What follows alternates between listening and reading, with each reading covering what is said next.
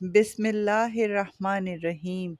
شروع کرتی ہوں اللہ کے بابرکت نام سے جو بڑا مہربان اور نہایت رحم کرنے والا ہے۔ میری طرف سے آپ سب کی خدمت میں السلام علیکم اور ویلکم ہو گیا اس چینل اوراق پر۔ Khalid bin Walid the legendary warrior of Islam part 13۔ Banu قریظہ کی تباہی کی خبر جب مکے پہنچی تو سب سے زیادہ خوشی ابو سفیان کو ہوئی۔ خدا کی قسم، بنو قریظہ کو اس کی بدعہدی کی سزا مل گئی جو اس کے سردار کعب بن اسد نے ہمارے ساتھ کی تھی۔ ابو سفیان نے کہا، اگر اس کا قبیلہ مدینہ میں شب خون مارتا رہتا تو فتح ہماری ہوتی اور ہم بنو قریظہ کو موت کے بجائے مال غنیمت دیتے۔ کیوں خالد؟ کیا بنو قریظہ کا انجام بہت برا نہیں ہوا؟ خالد نے ابو سفیان کی طرف ایسی نگاہ سے دیکھا جیسے اسے اس کی بات اچھی نہ لگی ہو۔ کیا تم بنو قریظہ کے اس انجام سے خوش نہیں ہو خالد؟ ابو سفیان نے پوچھا۔ مدینہ سے پسپائی کا دکھ اتنا زیادہ ہے کہ بڑی سے بڑی خوشی بھی میرا دکھ ہلکا نہیں کر سکتی، خالد نے جواب دیا۔ بدعہد کی دوستی دشمنی سے زیادہ خطرناک ہوتی ہے۔ کیا تم مجھے بتا سکتے ہو کہ یہودی نے کس کے ساتھ وفا کی ہے؟ اپنی بیٹیوں کو یہودیت کی تحفظ کے لیے اور فروغ کے لیے اپنی قوموں کے آدمیوں کی عیاشی کا ذریعہ بنانے والی قوم پر تم بھروسہ کر سکتے ہو؟ تمہیں مسلمانوں سے نہیں، طوفانی آندھی کے محض سے نے اٹھنے پہ مجبور کیا۔ ابو سفیان نے کہا، ہمارے پاس خوراک نہیں تھی، تم لڑنا نہیں چاہتے تھے، خالد نے کہا اور اٹھ کر چلا گیا۔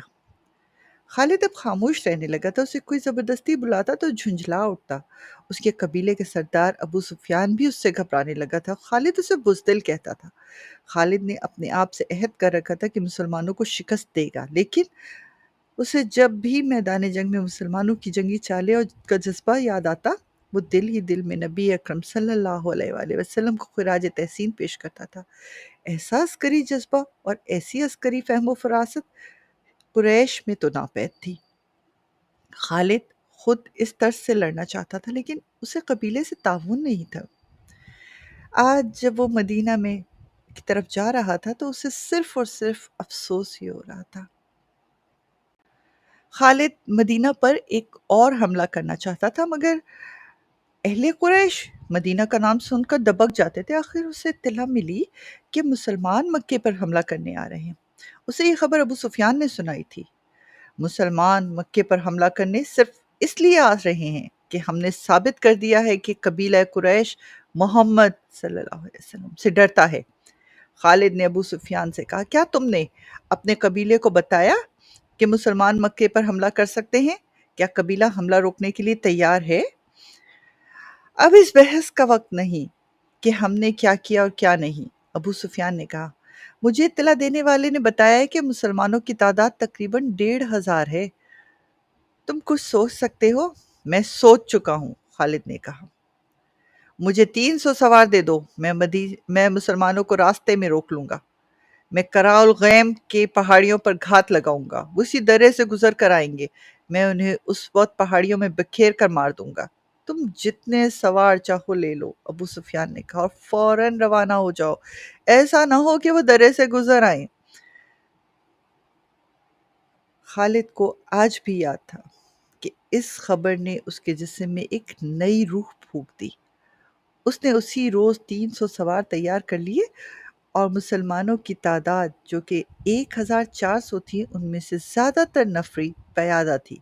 خالد خوش تھا کہ اپنے سواروں کی قیادت اس کے ہاتھ میں، اب ابو سفیان اس کے سر پر سوار نہیں ہے اور سب فیصلے اسے خود کرنے کو ملیں گے۔ وہ مسلمانوں کو فیصلہ کن شکست دینے کے لیے روانہ ہو گیا۔ خالد اپنی سوچوں میں کچھ گم سا تھا کہ اسے اچانک ہی اونٹ کے گھنٹیوں کی مترنم آواز سنائی دی۔ اس نے دائیں بائیں دیکھا، بائیں طرف وسیع نشیب تھا۔ خالد اوپر اوپر جا رہا تھا، نیچے 4 اونٹ چلے آ رہے تھے۔ اونٹ ایک دوسرے کے پیچھے تھے، ان کے پہلوں میں ایک گھوڑا تھا اور اونٹوں پر 2 عورتیں، چند بچے اور 2 آدمی سوار تھے۔ اونٹوں پر مال لدا ہوا تھا۔ گھوڑ سوار بوڑھا آدمی تھا۔ اونٹ تیز رفتاری سے چل رہے تھے، خالد نے اپنے گھوڑے کی رفتار کم کر دی۔ اونٹوں کا یہ مختصر سا قافلہ اس کے قریب آ گیا۔ بوڑھے گھڑ سوار نے اسے پہچان لیا۔ تمہارا سفر آسان ہو ولید کے بیٹے، بوڑھے نے بلند آواز میں سے بازو لہراتے ہوئے کہا۔ نیچے آ جاؤ، کچھ دور اکٹھے چلیں گے۔ خالد نے گھوڑے کو لگام لگائی اور ایک جھٹکا دے کر ہلکی سی ایڑ لگا کے نیچے اتر آیا۔ ہا ہا ہا، خالد نے اپنا گھوڑا بوڑھے کے گھوڑے کے پہلو میں لے جا کر خوشی کا اظہار کیا۔ ابو جری، اور یہ سب تمہارا خاندان ہے؟ ہاں، بوڑھے ابو جری نے کہا، یہ میرا خاندان ہے اور تم خالد بن ولید کدھر کا رخ کیا ہے؟ مجھے یقین ہے کہ مدینہ کو نہیں جا رہے ہوگے، مدینے میں تمہارا کیا کام؟ یہ قبیلہ غطفان کا خاندان تھا جو نقل مکانی کر کے کہیں جا رہا تھا، اور ابو جری نے خود ہی کہا تھا کہ خالد مدینہ تو نہیں جا رہا، تو خالد نے اسے بتانا مناسب نہ سمجھا۔ اہل قریش کیا سوچ رہے ہیں؟ ابو جری نے کہا، کیا یہ صحیح نہیں کہ محمد صلی اللہ علیہ وسلم کو لوگ نبی ماننے چلے جا رہے ہیں؟ کیا ایسا نہیں ہوگا کہ ایک روز مدینہ والے مکہ میں چڑھ دوڑیں گے اور ابو سفیان ان کے آگے ہتھیار ڈال دے گا؟ سردار اپنی شکست کا انتقام لینا ضرور جانتا ہے، بلکہ وہ تو اس کو ضروری سمجھتا ہی نہیں ہے۔ وہ ہتھیار ڈالنے کو بھی برا نہیں سمجھے گا، خالد نے کہا۔ کیا تمہیں یاد نہیں کہ ہم سب مل کر مدینہ پر حملہ کرنے گئے تھے تو مدینہ والوں نے اپنے ارد گرد خندق کھول دی تھی؟ خالد نے کہا، ہم خندق پھیلانگ سکتے تھے، وہ خندق پھیلانگ گیا تھا، میں بھی خندق، اکرمہ بھی خندق پھیلانگ گیا، مگر ہمارا لشکر جسے تم قبیلے کے جنگجو سمجھتے ہو، وہ کھڑا تماشا دیکھتا رہا۔ مدینے سے پسپا ہونے والے سب سے پہلا آدمی ہمارا سردار ابو سفیان تھا۔ میرے بازوؤں میں طاقت نہیں رہی ابن ولید، ابو جری نے اپنے ایک ہاتھ کو جو ضعفی کے باعث کانپ رہا تھا خالد کے آگے کر کے کہا۔ میرا جسم ذرا سا بھی ساتھ دیتا تو میں بھی اس مارکے میں اپنے قبیلے کے ساتھ ہوتا۔ اس روز میرے آنسو نکل آئے تھے جس روز میرا قبیلہ مدینہ سے پسپا ہو کر لوٹا تھا، اور اگر کعب بن اسد دھوکہ نہ دیتا اور مدینہ پر 3-4 شب خون مار دیتا تو یقیناً فتح ہماری ہوتی۔ خالد جھنجلا اٹھا۔ اس نے ابو جری کو قہر کی نگاہوں سے دیکھا اور چپ رہا۔ کیا تم نے سنا نہیں کہ یحاوہ یہودن نے تمہارے قبیلے کے ایک آدمی جرید بن مصب کو محمد کے قتل کے لیے تیار کیا تھا؟ ابو جری نے پوچھا۔ ہاں، خالد نے کہا، سنا تھا کہ مجھے یہ کہتے ہوئے بھی شرم آتی ہے کہ جرید بن مصب میرے قبیلے کا آدمی تھا۔ کہاں ہے وہ؟ وہ 1 سال سے زیادہ عرصہ گزر گیا، اس کا کہیں پتہ ہی نہیں چل رہا۔ میں نے سنا تھا کہ یحاوہ یہودن اسے اپنے ساتھ یہودی جادوگر لیس بن موشان کے پاس لے گئی تھی، اور اس نے جرید کو محمد صلی اللہ علیہ وسلم کے قتل کے لیے تیار کیا تھا، مگر مسلمانوں کی تلواروں کے سامنے لیس بن موشان کا جادو جواب دے گیا۔ جرید بن مصب مسلمانوں کے ہاتھوں قتل ہو گیا، اور بنو قریظہ میں سے کوئی بھی زندہ بھاگ کر نہیں جا سکا۔ صرف 2 آدمی تھے، لیس بن موشان اور یحاوہ۔ اب صرف ایک زندہ بچا ہے۔ ابو جری نے کہا، لیس بن موشان، صرف لیس بن موشان زندہ ہے، اور جرید اور یحاوہ وہ بدروحیں بن گئے ہیں۔ ابو جری نے کہا، میں تمہیں اس کی کہانی سنا سکتا ہوں، تم یحاوہ کو تو دیکھا ہوگا، وہ مکے کی ہی رہنے والی تھی، اگر تم کہو گے تو اس سے دیکھ کر تمہارے دل میں ہلچل نہیں ہوئی تھی، تو اپنے اندر حرارت محسوس نہیں کرتے تھے، تو خالد میں کہوں گا کہ تم جھوٹ بول رہے ہو۔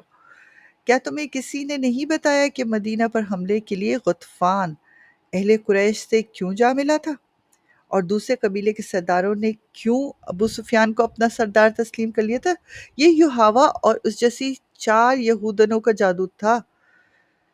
گھوڑے اور اونٹ چلے جا رہے تھے، اونٹوں کی گردنوں سے لٹکتی ہوئی گھنٹیاں بوڑھے ابو جہری کو بولنے کے انداز میں جل ترنگ کا ترنم پیدا کر رہی تھی۔ خالد انہماک سے سن رہا تھا۔ جرید بن مصعب یحاوہ کے عشق کا اسیر ہو گیا تھا۔ ابو جریر نے کہا، تم نہیں جانتے ابن ولید، یحاوہ کے دل میں اپنے مذہب کے سوا کسی آدمی کی محبت نہیں تھی۔ وہ جرید کو اپنے طلسم میں گرفتار کر کے اپنے ساتھ لے گئی تھی۔ میں لیس بن موشان کو جانتا ہوں، جوانی میں ہماری دوستی تھی، جادوگری اور شعبدہ بازی میں اس کے باپ نے اس کو یہ فن سکھایا تھا، باپ نے یہ فن اسے وراثت میں دیا۔ تم میری بات سن رہے ہو ولید کے بیٹے، یا اکتا رہے ہو؟ اب میں باتوں کے سوا کچھ نہیں کر سکتا۔ خالد ہنس پڑا اور بولا، سن رہا ہوں ابو جری، غور سے سن رہا ہوں۔ یہ تو تمہیں معلوم ہے کہ ہمارے لشکر میں مسلمانوں کو خندق اور آندھی نے مزید محاصرہ اٹھا کر پسپائی پر مجبور کر دیا، تو محمد صلی اللہ علیہ وآلہ وسلم نے بنو قریظہ کی بستی کو گھیر لیا، اور ابو جری نے کہا، لیس بن مشان و یوحاوا جرید بن مصعب کو وہیں چھوڑ کر بھاگ نکلے۔ ہاں ہاں ابو جری، خالد نے کہا، مجھے معلوم ہے کہ مسلمانوں نے بنو قریظہ کے تمام مردوں کو قتل کر دیا اور عورتوں اور بچوں کو اپنے ساتھ لے گئے۔ میں جانتا ہوں تم میری باتوں سے اکتا گئے ہو۔ ابو جری نے ہنستے ہوئے کہا، تم میری پوری بات نہیں سن رہے، مجھے یہ بات وہاں سے سناؤ۔ خالد نے کہا، جہاں سے میں نے پہلے نہیں سنی ہو۔ میں وہاں تک جانتا ہوں کہ جرید بن مصعب اسی پاگل پن کی حالت میں مارا گیا تھا جو اس بوڑھے یہودی شعبدہ باز نے اس پر طاری کر دی تھی، اور خود یحاوہ کو ساتھ لے کر وہاں سے نکل گیا تھا۔ پھر یوں ہوا، ابو جری نے کہا، احد کی پہاڑیوں کے اندر جو بستیاں ہیں وہاں کے رہنے والوں نے ایک رات کسی عورت کی چیخیں سنی۔ 3-4 دلیر آدمی گھوڑوں پر سوار ہو کر تلواروں اور برچھیاں اٹھائے سرپٹ دوڑے، لیکن انہیں وہاں کوئی عورت نظر نہ آئی، اور چیخیں تھی کہ خاموشی نہ ہوتی تھی۔ وہ ادھر ادھر گھوم پھر کے واپس آ گئے۔ یہ چیخیں صحرائی لومڑیاں یا کسی بھیڑیے کی بھی تو ہو سکتی تھی، خالد نے کہا۔ بھیڑیے اور عورت کی چیخ میں بہت فرق ہوتا ہے، ابو جری نے کہا۔ لوگ اسے کسی مظلوم عورت کی چیخیں سمجھتے تھے اور یہ سمجھ کر چپ ہو گئے کہ کسی عورت کو ڈاکو لے جا رہے ہوں گے یا وہ کسی ظالم خاوند کی بیوی ہوگی اور وہ سفر میں ہوں گے۔ لیکن اگلی رات یہی چیخیں ایک اور بستی کے قریب سنائی دی۔ وہاں کے چند آدمی بھی ان چیخوں کے تعاقب میں گئے، لیکن انہیں بھی کچھ نہ ملا۔ اب اس کے بعد دوسری تیسری رات کچھ دیر کے لیے نسوانی چیخیں سنائی دیتی اور رات کو خاموشی میں تحلیل ہو جاتی۔ پھر یہ ان پہاڑیوں کے اندر رہنے والے لوگوں نے بتایا کہ اب چیخوں کے ساتھ ساتھ عورت کی پکار بھی سنائی دیتی ہے، جرید جرید کہاں ہو، آ جاؤ۔ وہاں کے لوگ جرید نام کے کسی آدمی کو نہیں جانتے تھے۔ ان کے بزرگوں نے کہا کہ یہ کسی مرے ہوئے آدمی کی بدروح ہے جو عورت کے روپ میں چیخ چلا رہی ہے۔ ابو جری نے بولنے کے انداز میں کچھ تاثر دیا، وہ ہر کسی کو متاثر کر دیا کرتا تھا، لیکن خالد کے چہرے پر کوئی تاثر نہ آیا۔ اس سے پتہ چلتا تھا کہ وہ قبیلہ غطفان کے اس بوڑھے آدمی کی باتوں سے متاثر ہو رہا ہے۔ لوگوں نے اس راستے سے گزرنا چھوڑ دیا جہاں وہ آوازیں عموماً سنائی دیا کرتی تھی۔ ابو جری نے کہا، ایک روز یوں ہوا کہ 2 گھڑ سوار جو بڑے لمبے سفر سے آئے تھے اس بستی میں گھوڑے سرپٹ دوڑاتے ہوئے پہنچے، اور گھوڑوں کا پسینہ یوں پھوٹ رہا تھا جیسے پانی سے گزر آئے۔ ہانپتے کانپتے سواروں ان پر خوف طاری تھا۔ انہوں نے بتایا کہ وہ ایک وادی سے گزر رہے تھے کہ انہیں ایک عورت کی پکار سنائی دی، جری ٹھہر جاؤ، جری ٹھہر جاؤ، میں آ رہی ہوں۔ ان گھوڑ سواروں نے ادھر دیکھا جدھر آواز آ رہی تھی۔ ایک پہاڑی کی چوٹی پر ایک عورت کھڑی ان گھوڑ سواروں کو پکار رہی تھی۔ وہ تھی تو دور لیکن جوان لگتی تھی۔ وہ پہاڑی سے اترنے لگی تو دونوں گھڑ سواروں نے ڈر کر ایڑ لگا دی۔ سامنے والی چٹان گھومتی تھی۔ گھڑ سوار اس کے مطابق وادی میں گھوم گئے۔ انہیں 3-4 مزید موڑ مڑنے کے بعد گھبراہٹ میں وہ راستہ ہی بھٹک گئے، اور ایک اور موڑ مڑے ہوں گے کہ ان کے سامنے 30-40 قدم دور ایک جوان عورت کھڑی تھی جس کے بال بکھرے ہوئے تھے اور جسم نیم برہنہ تھا۔ اس کا چہرہ لاش کی مانند سفید تھا۔ گھڑ سواروں نے گھوڑے روک لیے۔ عورت نے دونوں بازو ان کی طرف پھیلا کر کہا اور آگے کو دوڑتے ہوئے کہا، میں تم دونوں کا انتظار بہت دنوں سے کر رہی تھی۔ دونوں گھڑ سواروں نے وہیں سے گھوڑے موڑے اور ایڑ لگا دی۔ بوڑھا جری بولتے بولتے خاموش ہو گیا۔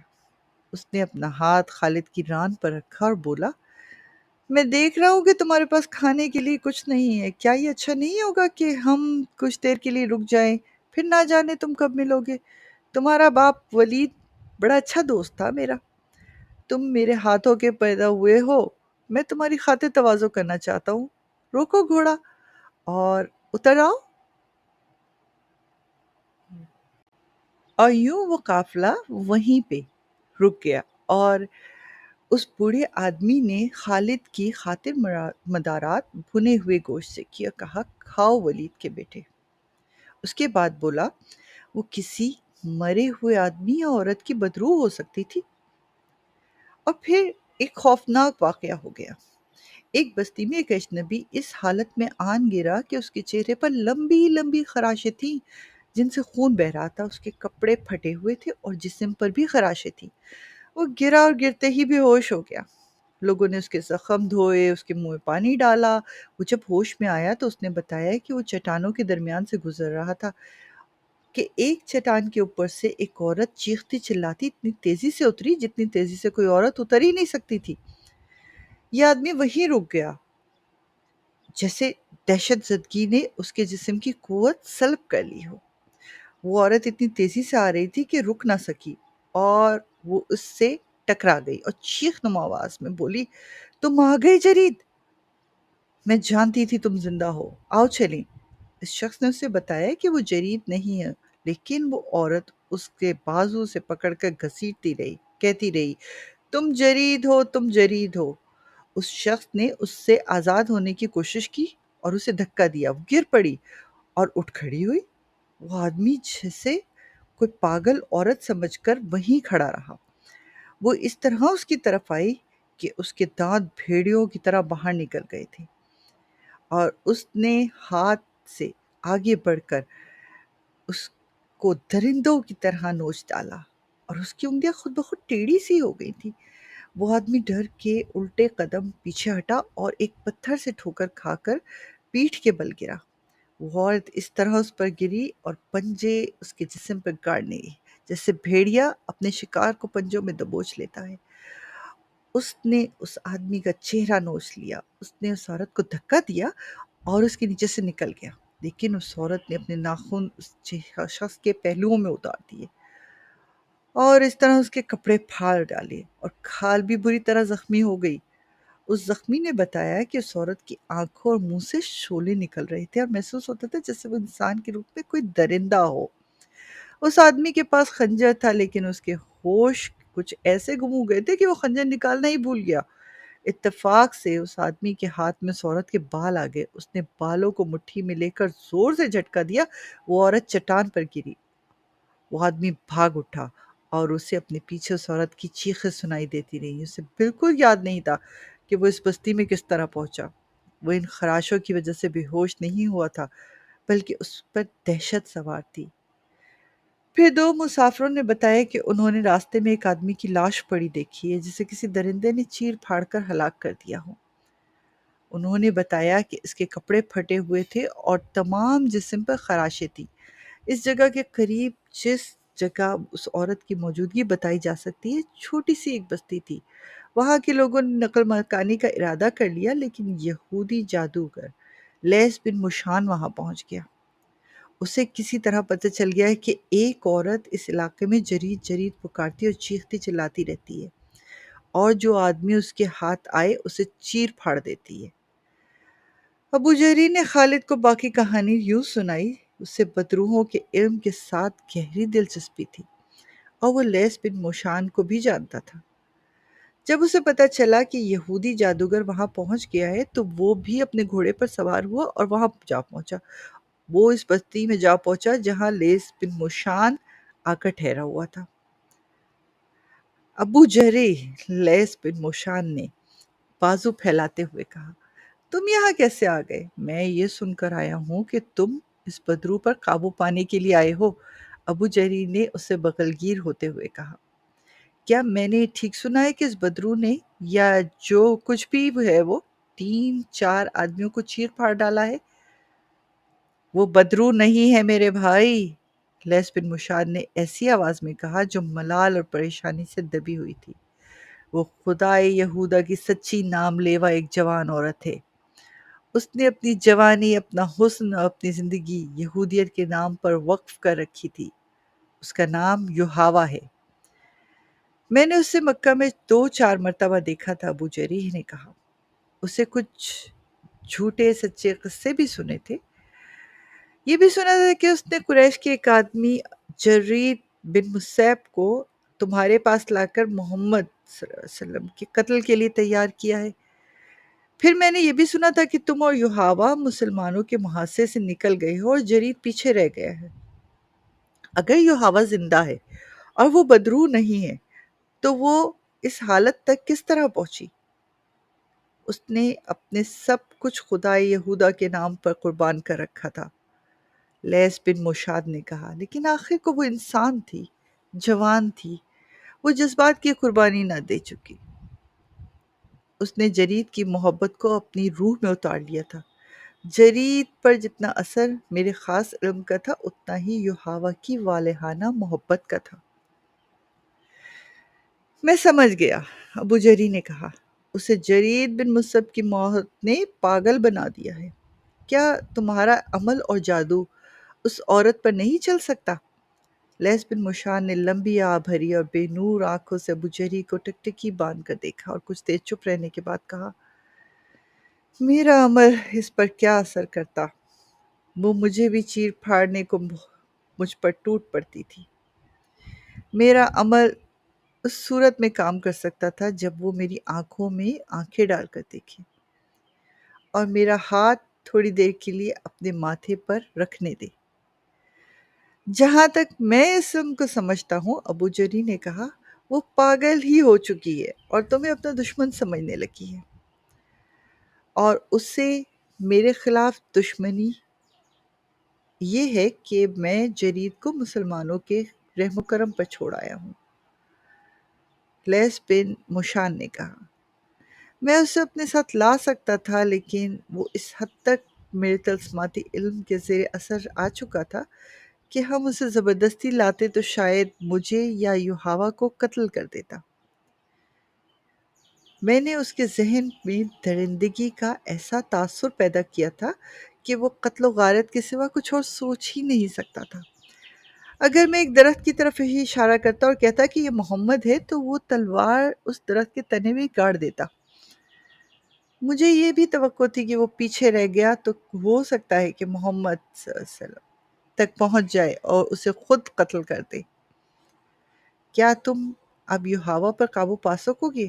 ابو جہری نے پوچھا۔ مجھے امید ہے کہ میں اسے اپنے اثر میں لے آؤں گا، لیس بن موشان نے کہا۔ کیا تم مجھے اس کام میں شریک کر سکو گے؟ ابو جہری نے کہا۔ میں کچھ جاننا چاہتا ہوں، کچھ سیکھنا چاہتا ہوں۔ اگر بڑھاپا تمہیں چلنے دے تو چلو، لیس بن موشان نے کہا۔ میں تھوڑی دیر تک روانہ ہونے والا ہوں، یہاں کہ کچھ آدمی بھی میرے ساتھ چلنے کو تیار ہیں۔ اور پھر خالد بن ولید، بوڑھے ابو جری نے اسے اپنے پاس بیٹھے ہوئے خالد بن ولید کے کندھے پر ہاتھ رکھ کر جذباتی لہجے میں کہا، ہم دونوں بوڑھے اونٹوں پر سوار اس علاقے میں پہنچ گئے۔ یہ پہاڑی علاقہ تھا جہاں کے متعلق بتایا گیا تھا کہ ایک عورت کو دیکھا گیا ہے۔ ہم تنگ سی ایک وادی میں داخل ہو گئے۔ ہمارے پیچھے 10-12 گھڑ سوار تھے اور 3-4 شتر سوار تھے۔ وادی میں داخل ہوئے تو ان سب نے کمانوں میں تیر ڈال لیے۔ وادی آگے جا کر کھل گئی۔ ہم دائیں کو گھومے تو ہمیں کئی گدھ نظر آئے جو کسی مردار کو کھا رہے تھے۔ ایک صحرائی لومڑی گدھوں میں سے دوڑی آئی۔ میں نے دیکھا کہ اس کے منہ میں ایک انسانی بازو تھا اور لومڑیاں بھاگ گئیں اور گدھ اڑ گئے۔ وہاں انسانی ہڈیاں بکھری ہوئی تھی، سر الگ پڑا تھا، اس کے بال لمبے ادھر ادھر بکھرے ہوئے تھے، کچھ کھوپڑی کے ساتھ تھے، آدھے چہرے کے کھال الگ۔ اوہ، یہ تو یحاوہ تھی۔ لیس بن موشان کچھ دیر اس کی بکھری ہوئی ہڈیوں کو اور ات کھائی چہرے کو دیکھتا رہا۔ اس کی آنکھوں سے آنسو بہہ گئے، اس کی دودھ جیسی داڑھی میں جذب ہوئے۔ ہم وہاں سے آ گئے۔ لیس بن موشان اور یحاوہ نے جرید بن مصعب کو محمد صلی اللہ علیہ وآلہ وسلم کے قتل کے لیے تیار کیا تھا۔ خالد نے اسے ایسے لہجے میں کہا جیسے طنز کی ہلکی سی جھلک تھی۔ جرید بن مصعب مسلمانوں کے ہاتھوں قتل ہوا اور یحاوہ کا انجام تم نے اپنی آنکھوں سے دیکھا۔ کیا تم سمجھے نہیں ہو ابو جری؟ ہاں ہاں، بوڑھے ابو جری نے کہا۔ لیس بن مشان کے جادو سے محمد صلی اللہ علیہ وسلم کا جادو زیادہ تیز اور طاقتور ہے، اور لوگ ٹھیک ہی کہتے ہیں۔ محمد صلی اللہ علیہ وسلم کے ہاتھ میں جادو ہے۔ اس جادو کا ہی تو کرشمہ ہے کہ اس کے مذہب کے لوگ مانتے ہی چلے جا رہے ہیں۔ جرید کو تو قتل ہونا ہی تھا۔ میرے بزرگ دوست، خالد نے کہا، اس بدرو کے قصے مدینہ میں بھی پہنچے ہوں گے، لیکن وہاں کوئی نہیں ڈرا ہوگا۔ محمد صلی اللہ علیہ وسلم کے پیروکار نے تسلیم ہی نہیں کیا ہوگا کہ یہ جن بھوت اور بدرو ہیں۔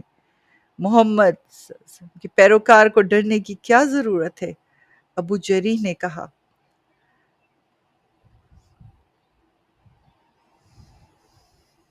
محمد صلی اللہ علیہ وسلم کے جادو نے مدینہ کے گرد حصار کھینچا ہوا ہے۔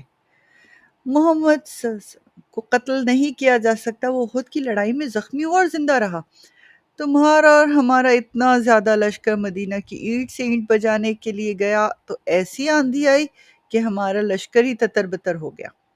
میدان جنگ میں محمد صلی اللہ علیہ وسلم کے سامنے جو بھی گیا اس کا دماغ ہی جواب دے گیا۔